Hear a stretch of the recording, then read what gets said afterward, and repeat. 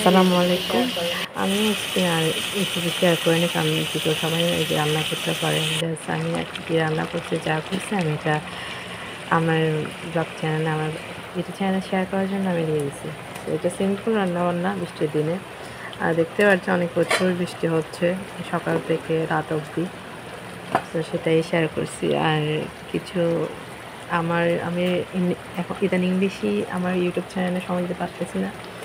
চেষ্টা করতেছি regular video দিতে, তাহলে তো চ্যানেলটা গ্রোথ হবে। আমি মাসে ২ মাসে একটা দিই, যার কারণে আমার কাজটা হচ্ছে না। তো ইনশাল্লাহ দেখি টুকটাক যে পারি আমি একটু শেয়ার করব।